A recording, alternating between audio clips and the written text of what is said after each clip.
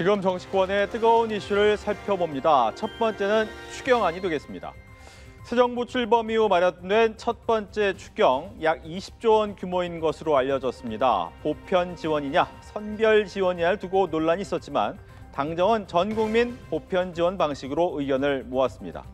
추경안은 헌법 제89조에 따라 국무회의 심의를 거쳐서 국회에 제출되기 때문에 이제 공은 국회로 넘어갈 수밖에 없는 상황입니다.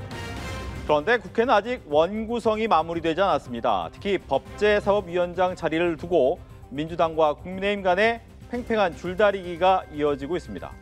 국민의힘은 견제를 위해 법사위원장 자리는 야당이 맡아야 한다는 입장이고, 더불어민주당은 22대 국회 개원 당시 합의에 따라 민주당 몫이라고 주장하고 있습니다. 추경 심사를 위해 원구성에 조속한 타결이 필요한 상황에서 과연 어떤 방식으로 합의점을 찾을지 관심이 쏠리고 있습니다. 마지막으로는 오늘 24일부터 25일까지 열리는 국무총리 인사청문회입니다. 이 김민석 총리 후보자를 둘러싼 논란이 계속되고 있는데요.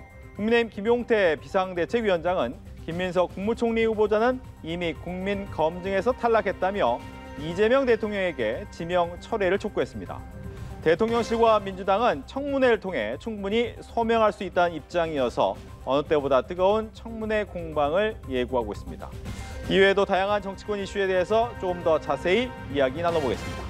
정치권 이슈 장현주 더불어민주당 법률위 부위원장, 전주혜 전 국민의힘 의원과 이야기 나눠봅니다. 안녕하십니까? 네, 반갑습니다. 네, 이재명 대통령 1박 3일간의 G7 정상회의 일정을 마치고 오늘 새벽 귀국했습니다. 곧바로 국내 현안 대응에 나섰는데 당장 오후부터는 국무회의를 주재하고 2차 추경안을 처리하고 있습니다. 지금 나온 속보로 보셨지만 20조 원 규모가 되어 있고요. 또 경기 부양, 민생 회복에 중점을 두고 있습니다. 일단 현 상황에 대해서 이 추경과 관련된 얘기, 민주당 얘기부터 먼저 듣겠습니다. 정말 민생 경제가 어려운 상황입니다. 정부 여당으로서는 어떻게 민생 경제를 살리고 그리고 회복할 수 있는 불씨를 살려낼 수 있을지 고민할 수밖에 없는 지점인데요. 지금 정말 긴급한 상황에서 민생 회복 지원금에 관련된 어떤 소비 쿠폰이 지원되는 것으로 지금 추경이 편성이 됐습니다. 이 부분은 대통령이 말씀하신 것처럼 소비를 진작하고 또 소득을 지원하는 두 가지 요소가 함께 고려가 된 것인데요. 그렇기 때문에 전 국민에게 보편 지급을 하되 그리고 그 상황에 따라서 그 내용들은 좀 다르게 차등 지급이 될 수 있도록 지금 설계가 된 것으로 봐야겠습니다. 그렇기 때문에 이번에 결정되는 이런 추경안들이 적어도 민생 회복 경제를 회복하는 데 있어서의 우리가 조금이라도 좀 불씨를 살리고 마중물이 될 수 있도록 또 정부 여당은 해야 될 일을 해야 되는 것 아니겠느냐라는 기대가 있습니다. 네, 국민의힘 어떻게 보고 계시는지요? 일단 경제가 굉장히 어렵고 경기가 얼어붙어 있기 때문에 뭐 이번 추경으로 인해서 얼어붙은 경기에 조금 온기는 들어올 것 같습니다. 다만 이제 전 국민을 좀 대상으로 하는 이 민생 회복 지원금 15만 원에서 뭐 작게는 15만 원 그리고 이제 제일 많게는 뭐 50만 원 이 정도 얘기가 되고 있는데. 네. 이제 이것이 물론 경기 진작에는 도움이 될 수 있겠습니다만 이제 가장 우려스러운 것은 어떤 물가 상승이랄지 무엇보다도 국가 부채가 이제 늘어날 이런 부분에 대한 우려가 좀 되는 부분이 있습니다. 지금 국가 부채가 2015년 591조에서 뭐 현재 한 1,300조 정도 굉장히 많이 늘어났거든요. 그래서 이렇게 그 임기 초반에 이런 그 국가 부채를 좀 늘리는 그런 것이 지속이 된다고 하면 이거는 결국 미래 세대의 빚을 가지고 현재 국민들에게 주는 이런 셈이 되기 때문에 그런 면에서 물가에 대한 우려 그리고 국가 채무에 대한 우려가 뭐 되는 것도 사실입니다. 그리고 지역 화폐도 지금 추가 발행한다 지금 이렇게 그 논의가 되고 있기 때문에 네. 과연 이런 것이 현재 과연 필요한 것에 대한 것인지에 대해서 당정 협의는 거쳤습니다만 야당과의 신속하고도 또 심도 있는 저는 논의를 거칠 필요가 있다고 생각합니다. 이 대통령께서 협치를 강조하셨기 때문에 그런 차원에서도 이번 추경안에 대해서는 여야 간의 그런 논의와 또한 그 실질적인 좀 토론이 필요하다는 말씀을 드리는 바입니다. 네, 지역사랑 상품권 같은 경우에 발행 규모가 29조 원으로 확대된다라는 것이 저희가 이제 속보로 전해드리긴 했는데 말씀하신 것처럼 이제 쿠폰 형식으로 나오다 보니까 이 부분에 대해서도 계속 국민의힘 쪽에서 얘기를 좀 많이 했었던 부분은 이런 거였죠?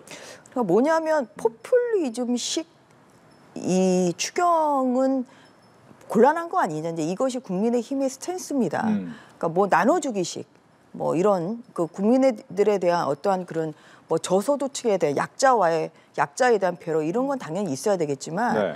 어떤 그 뭐 자영업자나 또 소상공인들의 어떤 그런 체질 개선이나 아니면은 어떤 그 경쟁력을 강화하기 위한 이런 차원의 이제 추경이 아니라 그냥 나눠주기식으로 하다 보면 그러면 이게 계속 국민들로서는 또 기대하는 바가 점점 지속될 수가 있고 이러한 면에서 어떤 그런 경제의 어떤 그런 체력이 어떻게 되는 것인지 이러한 것이 사실 우려되는 부분이 있습니다. 그렇기 때문에 또 국가 채무도도 좀 계속 늘어나고 있는 이런 상황이기 때문에 좀 이러한 면에서 지역 화폐도 과연 이것이 필요한지 그리고 뭐 필요한 규모나 방법에 대해서는 지금 당장 할 것이 아니라 좀 더 여야 간의 협의를 통해서 하는 것이 좋지 않냐 하는 것이 그게 국민의힘의 입장인 것으로 알고 있습니다. 예, 지역사랑 네. 상품권.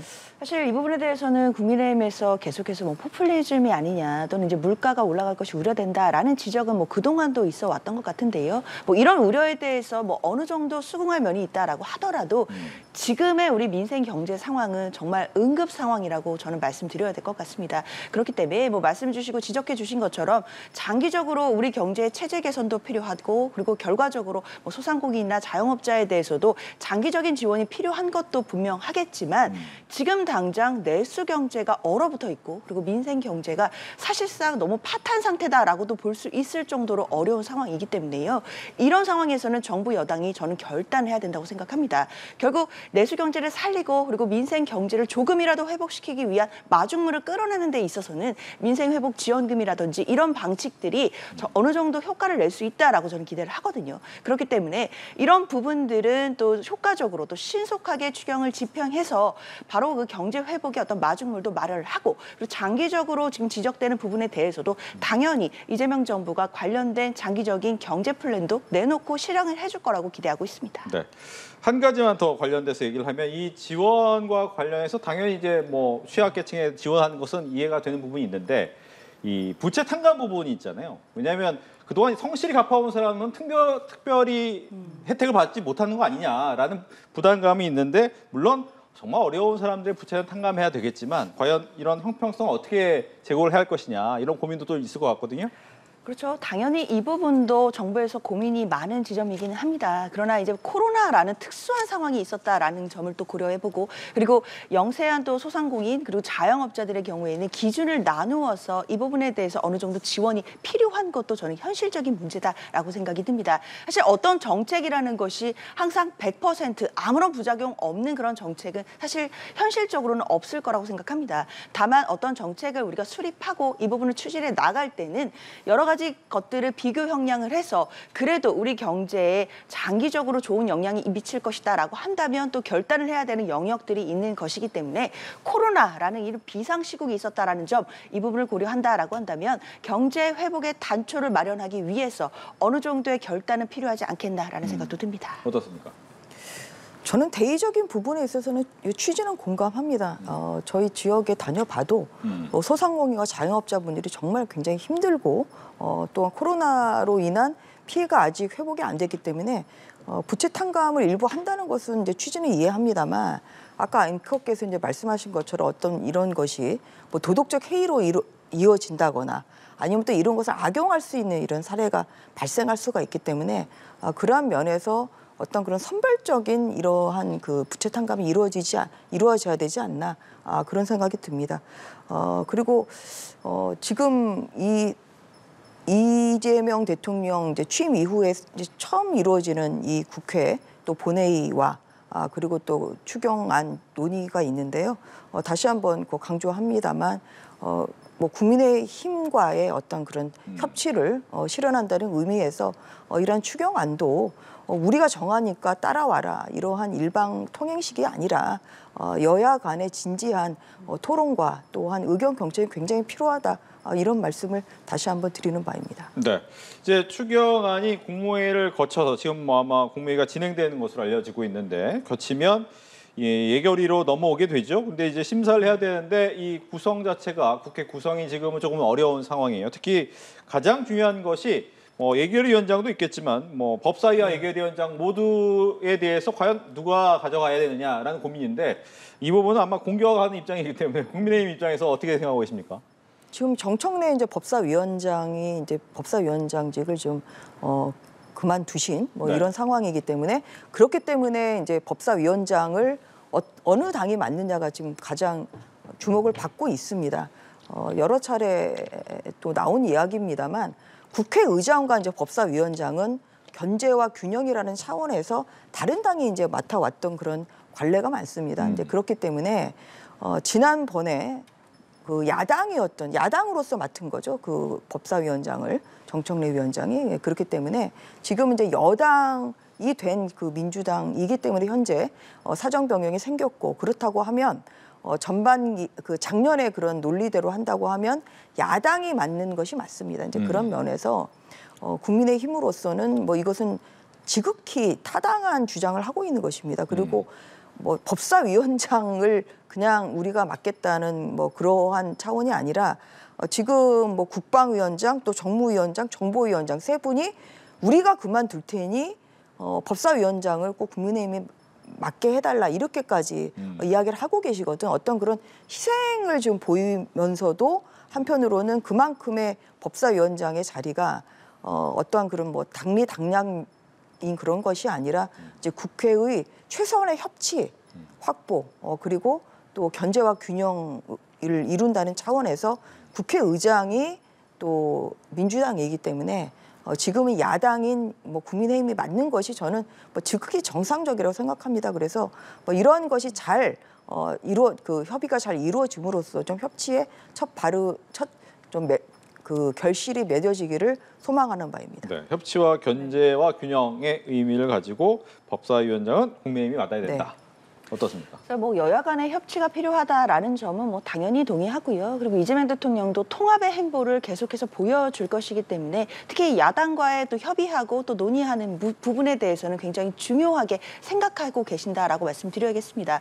다만 이 부분 특히 법사위원장 관련된 부분은 이미 22대 국회가 개원할 때 협의가 끝난 상황이라고 봐야 될 것 같습니다. 그렇기 때문에 이 부분에 대해서 새롭게 협상을 해야 될 이유를 민주당 입장에서는 찾아보기는 어렵다라는 생각이 들고요. 특히 이제 국회 내에서 법사위원장직이라든지 이런 부분 같은 경우에는 국회 내부의 직이라고 할 수 있기 때문에 정권이 교체되는 것 이것이 바로 직접적으로 영향을 줘서 법사위원장 자리를 다시 협상해야 된다 이렇게 보기도 조금 어려운 측면이 있다라고 생각이 듭니다.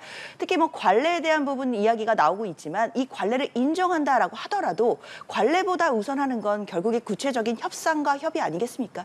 22대 국회가 개원할 때 이미 협의된 상황이다라고 한다면 이 협의는 그대로 지켜지는 게 맞는 것 같다라는 생각이 들고요. 또 전반기에는 이렇게 가고 또 후반기에는 어떻게 될지 새로 협상을 해봐야겠지만 일단 지금은 사실상 예결위원장 자리나 법사위원장 자리나 좀 개혁을 해야 되는 부분이 있다든지 또는 이제 민생 경제를 살려야 되는 이런 시급한 상황이기 때문에 이 부분과 관련해서는 당연히 국민의힘에서도 좀 빠르게 협조를 해줘야 되는 것 아닌가라는 생각도 듭니다. 네, 다음으로 좀 넘어가죠. 김민석 국무총리 후보자에 대한 검증 얘기로 넘어가겠습니다. 여야 공방이 좀 치열해지고 있는데 일단 국민의힘의 입장에서는 지금 지명 철회 얘기를 하고 있더라고요. 네, 다른 것보다도 불투명한 그 자금 부분이 가장 문제가 된다고 할 수 있겠죠. 그러니까 국회의원 21대 국회 이후에 5년 동안 수입이 한 5억에서 많아봤자 이제 6억인데 네.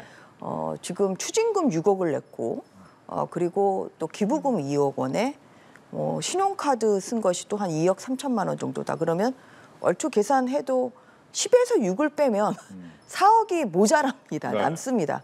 지금 김민숙 후보자는 이것을 무슨 결혼식 축의금이나 장례식으로 받았다고 하는데 사실 그 과도하게 받으면 그거 자체도 저는 제가 알기로는 부정청탁 등 방지법이 위반이 될 수가 있거든요. 그래서 이것을 지금 이 돈, 그러니까 10억 원의 돈을 어떻게 마련했느냐, 특히 이 남는 이 4억에서 5억 원을 어떻게 마련했느냐 이것이 가장 중요한 부분인데 이 부분을 제대로 밝히고 있지 않은 것 같아요. 그리고 지금 그 청문위원들에게 자료 제출한 것도 네. 지금 어제까지는 네 건밖에 자료 제출을 안 했다. 90여 건의 자료 제출 요청 중에서. 그러니까 굉장히 자료 제출 의무를 제대로 이행을 안 하고 있거든요. 그래서 어떤 국민들의 이제 눈높이에 맞는 그런 청문회라는 기준에서 볼 때 이 4억에서 5억 원의 이 남는 이 차액 이것을 어떻게 마련했고 어떻게 이것을 또 지출을 했는지 뭐 이 부분에 대한 국민들의 이제 눈높이에 맞는 이러한 청문이 돼야 되겠죠. 네. 그런데 그 부분이 해명이 쉽사리 되지도 않고 있고 또 본인이 그런 의무를 지금 제대로 안 하고 있기 때문에 국민의 힘으로서는 굉장히 그 도덕성에 있어서 큰 흠결이 있다. 그렇기 때문에 김용태 비대위원장은 더 나아가서 김민석 후보자가 받아야 될 것은 청문이 아니라 수사다. 이렇게 얘기할 정도로 부적격으로 지금 그렇게 보이는 그런 면이 큽니다. 이제 그런 면에서 국민의힘에서는 지명태를 하는 것이 좋겠다. 그런 의견을 지금 강하게 개진하는 것으로 알고 있습니다. 즉 자금의 흐름이 불투명하다. 여기에 대해서 좀 명확했으면 좋겠다라는 것이 이제 가장 큰 흐름이에요. 여기에 대해서 얘기 듣겠습니다. 글쎄요, 저는 아직까지는 의혹 제기의 단계에 불과하다고 생각이 들고요. 또 국민의힘에서 지나치게 정치 공세도 하고 있는 측면도 있다고 생각합니다. 지금 김민석 후보자가 뭐 자금이라든지 특히 사인 간의 채무 관계에 관련해서 여러 가지 의혹들이 제기가 됐는데 이 부분에 대해서 청문회가 다음 주에 예정되어 있고 청문회에서 분명히 말씀드릴 기회가 있을 거라고 입장을 내고 있습니다. 저는 사실 지금 여러 가지 의혹들이 불거져 오는 것을 뭐 본인의 SNS로 해명하거나 또는 뭐 기자들의 질의에 대해서 답변하는 것, 뭐 이런 해명 방식이 어느 정도 한계는 있다라는 생각이 들거든요. 결국 이런 거 해명하라고 있는 것이 청문회 과정인 것이고 국회에서 공식적인 청문회 과정이 다음 주에 있을 예정이기 때문에 청문회에서 후보자가 직접 본인의 입으로 어떤 해명을 하는지 이것이 국민의 눈높이에 맞는 것인지 좀 지켜보면 될 일이라 생각이 들고 특히 관련된 자료도 추가적으로 아마 청문회 직전에는 뭐 내지 않을까라는 생각들이 있기 때문에 그런 부분들을 보고 판단해도 늦지 않다라는 생각이 듭니다. 그렇기 때문에 지금 청문회를 앞두고 너무 지나치게 정치 공세성 공격도 계속되는 것 같고요. 특히 후보자에 대해서 당연히 검증도 필요하고 도덕적인 부분, 이 부분도 들여다봐야겠지만 더 중요한 것은 후보자가 공직을 할 만한 능력이나 실력이 있느냐 이 부분도 중요한 것 아니겠습니까? 그런 부분이 지금 좀 너무 가려져 있는 것 같다라는 부분이 안타까운 부분들이 들고 김민석 후보자가 총리 후보자로서 어떤 역할을 할 수 있는지 이런 부분도 국민들께서 한 번 더 봐주셨으면 좋겠다라는 생각도 듭니다. 저 이제 민주당에 드리고 싶은 말씀은 3년 전에 한덕수 총리 때의 청문회에서 민주당이 보인 태도를 한번 뒤돌아보시라 이런 말씀을 드리고 싶습니다. 그때 3년 전에 한덕수 총리 때 민주당 야당이었습니다만 민주당이 된 그 잣대로 하면 김민수 후보는 당연히 탈락입니다. 한덕수 총리가 흠결이 거의 없는 분이었습니다. 특히 재산 형성에 있어서는 뭐 정말 무흠결이라고 할 정도로 아무런 그런 문제가 없었는데 불구하고 민주당이 동의를 제대로 안 해줬죠. 그래서 5월 초에 2022년 5월 초에 청문을 마쳤음에도 불구하고 동의를 가까스로 받은 것이 거의 한 달 지나서 윤석열 정부 출발하고 좀 지나서 한 6월쯤에 제가 동의를 받았던 것으로 이렇게 기억을 하거든요. 그게 만약에 지금 입장을 바꿔서 지금 국민의힘의 총리 후보자라고 하면 아마 민주당은 당연히 부결시키지 않겠습니까? 이 정도의 흠결이 있다고 하면. 그래서 3년 전에 국민의힘에 한덕수 총리에게 들이댔던 그런 잣대로 지금 김민석 후보자에 대한 잣대를 적용을 해야 된다. 그런 말씀을 드리고 싶고요. 그 3년 전의 기준대로 하면 김민석 후보자는 절대로 국회 동의를 통과해서는 안 된다고 생각합니다. 그리고 다수의 의석으로 국회 동의는 통과할지라도 국민들의 동의는 통과하지 못할 것이라고 생각합니다. 글쎄요, 저는 단정적으로 얘기할 단계는 아니라고 생각합니다. 김민석 후보자가 관련해서 분명히 청문회에서 해명하겠다라고 의지를 보이고 있는 상황이고 정면 돌파하겠다라고 저는 그 의지가 읽히고 있는 상황이기 때문에 마치 김민석 후보자가 흠결된 후보자다라고 보기에는 뭐 그렇게 단정하기에는 섣부르다라는 생각이 들고요. 그렇기 때문에 청문회 과정까지 끝까지 지켜봐야 된다라는 생각이 듭니다.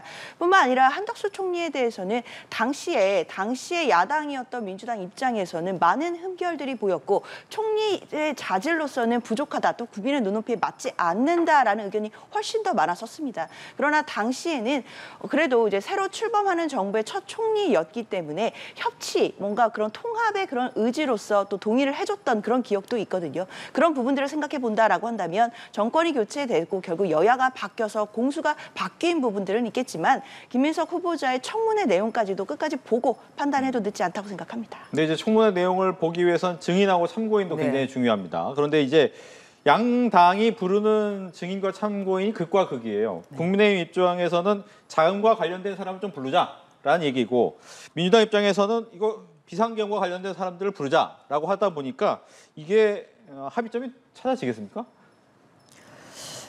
뭐 아무래도 이제 재산 형성 경위나 네. 뭐 아니면은 또 뭐 자녀의 학비 뭐 이러한 것에 대한 국민들의 궁금증이 많기 때문에 이제 국민의힘에서는 이제 그런 부분에 초점을 맞춰서 증인 신청을 좀 한 상태입니다. 이제 거기에 대한 맞불 성격 아닌가 싶습니다. 민주당이 갑자기 총리 청문회에 비상계엄을 들고 나온다는 것은 굉장히 맥락 없는 그런 증인 신청이라고 볼 수 있는 것이죠. 이제 그런 면에서 이것이 이제 국민들의 눈높이에 맞는 그러한 증인 신청이나 청문회 진행이 돼야 되겠죠. 그래서 앞으로 이제 여야 간에 이제 간사도 있고, 이번에 청문위원장이 국민의힘의 이종배 의원님이 또 맡고 계시기 때문에 그런 면에서 또 위원장과 여야 간사 간의 협의를 통해서 도덕성이랄지 또 자질 검증을 위한 그러한 충분한 그런 증인이나 참고인 의 결정 절차가 이루어질 것으로 기대합니다. 네. 글쎄요, 이 증인 채택과 관련돼서는 사실 접점을 찾기가 어렵지 않을까라는 예상도 가능해 보입니다. 일단 증인을 부르려면 저는 개인적으로 두 가지 기준을 좀 충족해야 된다고 생각합니다. 일단 당연히 사안에 대해 관련성이 있어야 될 겁니다. 그래야 뭘 물어봐도 증인으로서의 의미가 있을 텐데요. 또 한 가지는 아무리 관련성이 있다라고 하더라도 너무 과도하다라고 한다면 그 증인을 채택하는 것이 부적절할 겁니다. 사실 지금 국민의힘에서는 김민석 후보자의 전 배우자를 증인으로 불러야 된다라는 근거로 아들의 유학비를 누가 냈느냐, 이런 부분들을 명시를 하고 있습니다. 그러니까 아들의 유학비를 전 배우자가 냈다라고 하니까 증인으로 불러보자라는 취지로 들리기는 하는데요.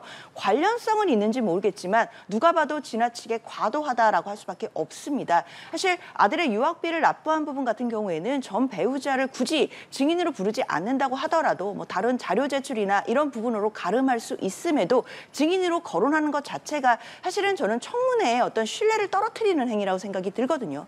그리고 이제 민주당에서 지금 계엄과 관련해서 확인할 것이 있으니 윤석열 전 대통령 등을 뭐 증인으로 채택하자, 이런 주장이 나오는데, 김민석 후보자 같은 경우에는 온 국민이 다 아시지만 작년에 아무도 믿지 않을 때 비상계엄을 예측했던 정치인 중에 한 명입니다. 김민석 후보자가 당시에 계엄이 있을 것이다라고 말씀을 하셨고, 당시에는 여러 사람들에게 질타를 받을 정도로 아무도 믿지 않았었는데요. 사실상 정확하게 예측을 했기 때문에 그런 부분들과 관련해서 확인할 부분이 있는지 좀 살펴볼 수 있다라고 한다면 저는 윤석열 전 대통령이 증인으로서 어느 정도 관련성이 있다라는 생각이 들거든요. 그러나 이런 부분들은 여야의 공방이 너무나 커질 것 같기 때문에 증인 채택에 대해서는 뭐 접점을 찾기는 사실상 어렵지 않을까라는 예상도 듭니다. 알겠습니다. 저는 뭐 이런 뭐 자녀 교육 뭐 이런 것은 뭐 떠나서라도 이 뭐 추징금과 또 그동안에 1억 3천만 원을 또 사인으로부터 빌리지 않았습니까?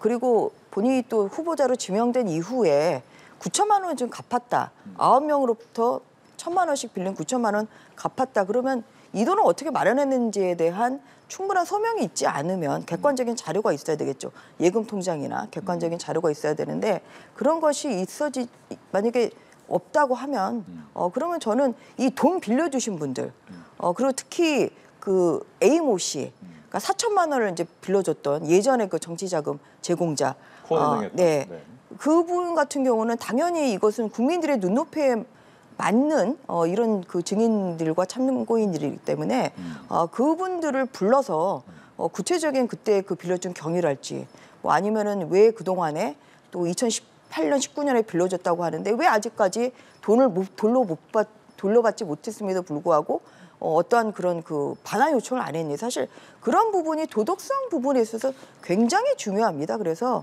그런 그 아주 최소한의 이 도덕성 검증을 위한 이러한 증인들의 채택은 꼭 반드시 이루어져야 된다고 생각합니다. 네. 증거가 없으면 증인을 부르는 게 맞다.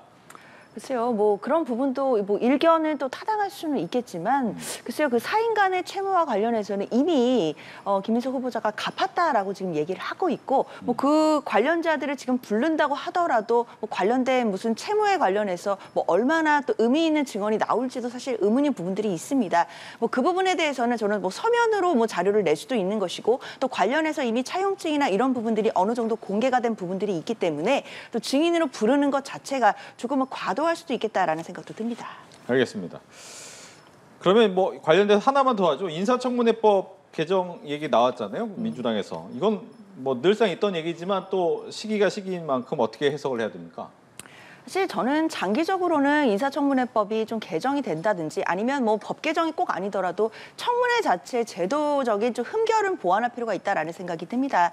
사실 뭐 여야가 바뀌었지만 뭐 정권이 바뀔 때마다 항상 이 청문회에 관련해서는 정치권에서 여러 가지 논란들이 있거든요. 뭐 지금처럼 당연히 도덕적인 부분에 대해서 국민적인 눈높이에 맞게 검증을 해야 된다라는 점은 분명히 공감하고 인정을 하지만, 다만 그것보다 더 중요한 것은 이 후보자가 지금 공직에 맞는 사람인지, 이 공직에서 정말 능력을 펼칠 수 있는 사람인지, 이런 능력 검증도 상당히 중요하거든요. 그런데 그동안에 우리나라에서의 어떤 공직자에 대한 청문회에서의 검증 과정이 지나치게 어떤 도덕성이라든지 아니면 뭐 하나의 뭐 흠결이라든지 이런 부분에 또 지나치게 매몰되는 그런 부분도 없지 않아 있었기 때문에, 그런 부분들은 앞으로 제도적으로 좀 고쳐 나가서 국민들께 왜 이 공직자가 이 자리에 필요한지 이런 부분도 설명드릴 수 있는 자리가 되면 좋지 않겠느냐, 이런 문제의식은 분명히 있다고 생각합니다. 지금 장 부위원장이 하시던 얘기를 몇 달 전에 국민의힘이 했던 얘기입니다. 아. 그러니까 뭐냐면 민주당이 항상 이제 이런 식이라는 것에 대한 안타까움이 있죠. 그러니까 야당일 때랑 여당일 때랑 너무 이제 다릅니다. 너무 이제 높은 그런 뭐 도덕성 잣대를 이제 들이대면서 사실 그동안에 망신주기 그 청문회를 주도했던 것이 야당이었던 민주당이었습니다. 그런데 지금 정권이 지금 새로운 정부가 지금 출범한 지 아직 한 달도 되지 않았는데 벌써부터 인사청문회법 개정을 얘기를 꺼낸다는 것은 그건 너무 180도 태도 돌변인 것이고 내로남불적인 그런 태도입니다. 그렇기 때문에 일단 이번에 김민석 후보자에 대한 청문회를 한번 보시고, 또 새로운 정부의 또 새로운 그 장관 인선에 대한 청문회를 보시고 국민들의 판단을, 또 국민들의 의견을 경청을 해서 여야가 협의해서 인사청문회를 개정하더라도 해야 된다. 저는 선 청문회 후 국민 경청이라는 말씀을 드리는 바입니다. 예.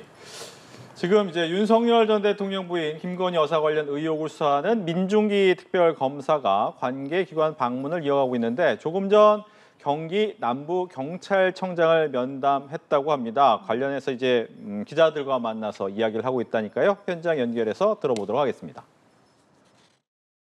여기 남부청에 와서요. 오전하고 비슷하게요. 저희 특검팀이 경기 여기 남부경찰청으로부터 이첩받아야 될 사건의 무엇이 있는지 얘기를 나눴고요. 그 다음에 그 수사를 담당하던 분 가운데 어떤 분을 파견받으면은 가장 효율적, 시기적으로 빨리 진행할 수 있는지 그 부분에 이야기를 나눴고, 그 다음에 이첩받을 사건의 범위나 파견받을 수사관의 수, 그런 것들은 추후 협의하고 또 조율해 나가기로 얘기했습니다. 구체적으로 다시 한번 말씀드려보면은 경기남부경찰청의 인력 파견 규모 좀 구체적으로 말씀을 해주실 수 있을까요? 지금 구체적으로 말씀드릴 수는 없고요. 지금 주로 담당하는 분이 두 분이라고 들었습니다. 그래서 두 분을 다 받을지 아니면은 한 분만 파견받을지 그 부분에 대해서는 계속 협의해 나가기로 했습니다. 지금 경기 남부경찰청에서 서울 양평고속도로랑 공무지구 수사를 하고 있는데 좀 어떤 부분에 좀 수사를 중점을 두실 건지 말씀해 주시죠. 지금 저희들은 대략적인 내용밖에 모르고 구체적인 사안이나 쟁점을 모르고 있기 때문에 이 부분은 어느 정도 사안의 내용과 쟁점을 파악한 다음에 정하도록 하겠습니다. 김건희 여사 특검은 소환을 하면 응한다고 하는데 만약에 불응을 하게 되면 어떻게 하실 예정이신지, 뭐 대면 조사 예정이신지 한번 말씀 부탁드리겠습니다. 그 부분은 아직 구체적으로 생각해보지 않았습니다. 이 부분은 여러 가지 수사의 진척 상황이라든가 내용 등 그런 것들을 다 종합적으로 고려한 다음에 우리 특별 검사 보고들과 함께 논의해서 정하도록 하겠습니다. 네, 그 수사 지휘할 부장검사 5명 파견 요청 보내셨다고 하시는데 파견 검사 요청 원칙이나 기준 고려하신 요소가 어떤 게 있는지 말씀해 주시죠. 네, 민중기 특검 어제 이제 서울고검, 서울중앙지검, 서울남부지검 금융감독원을 찾은 데 이어서 오늘은 법무부와 공수처를 방문해서 어떤 사건에 대해서 이제 파악하고 있다라는 얘기를 하면서 자세한 내용은 말할 수 없다라고는 이야기를 했습니다만 어떤 의미일까요? 아무래도 신속하고 그리고 또 그 관련해서는 제대로 수사를 해보겠다라는 의지를 보여주고 있는 거라고 생각해야겠습니다. 일단 특검으로 임명이 됐고 그리고 이제 뭐 특검보라든지 그 나머지 수사 인력들 그리고 사무실까지 꾸려서 제대로 또 특검이 수사를 할 때까지는 좀 시간이 좀 소요되는 것도 분명합니다. 그러나 이 시간을 그냥 뭐 손 놓고 뭐 인력 구성에만 쓰고 있겠다라는 것이 아니라 직접 특검이 관련된 수사기관에 직접 찾아가서 뭐 이첩받을 내용에 대해서도 논의를 하고 그리고 파견받을 인력에 대해서도 직접 검토를 한다라는 것이기 때문에 아무래도 이 특검이 꾸려지고 바로 수사가 시작된다라고 한다면 굉장히 신속하게 국민적인 관심이 있는 의혹들을 진상 규명을 하겠다라고 하고 있는 어떤 의지를 보여주고 있다라고 생각이 들고요. 그런 면에서는 국민들이 특검에 대해서 걸고 있는 기대가 매우 크기 때문에 그런 기대에 부응해주지 않을까라는 생각도 듭니다. 예, 특검이 찾아다니는 이유. 네. 뭐 아직 특검이 제대로 이제 구성이 되어 있지 않은 상태다 보니까 뭐 여러 갈래에 있는 수사기관들이나 또 관계자들을 만나서 뭐 수사 상황이나 이제 이런 것을 뭐 점검하는 그런 차원이라고 생각합니다. 그리고 지금 네, 잠시만요. 예, 지금 네. 대통령실에서 우상호 정무수석의 브리핑이 있습니다. 발언 직접 들어보시죠. 네, 대통령실 우상호 정무수석입니다. 이재명 대통령님과 여야 지도부들이 6월 20일 일요일 12시 대통령 관저에서 오찬을 겸해서 회동을 할 예정입니다. 이 자리에는 정당 관련해서 더불어민주당 김병기 대표 직무대행 겸 원내대표, 김용태 국민의힘 비대위원장, 송원석 국민의힘 원내대표가 참석할 예정입니다. 대통령께서는 G7 정상회의 관련 여러 내용들을 소상히 설명할 계획이고 기타 의제 제한 없이 허심탄회한 대화를 나누겠다고 하셨습니다. 여야 지도부 회동 관련해서는 지난 6월 17일 강훈식 비서실장이 대통령의 초청 의사를 전달하였고 각 당 지도부는 당시에 흔쾌히 수락한 바 있습니다. 대통령께서는 G7 정상회의에서 귀국한 오늘 국무회의 참석 직전 강훈식 비서실장에게 여야 지도부 회동을 조기에 하는 것이 바람직하다고 추진을 지시하셨고 오늘 다시 각 정당 관계자들에게 연락해서 최종적으로 회동을 결정하였습니다. 이상입니다.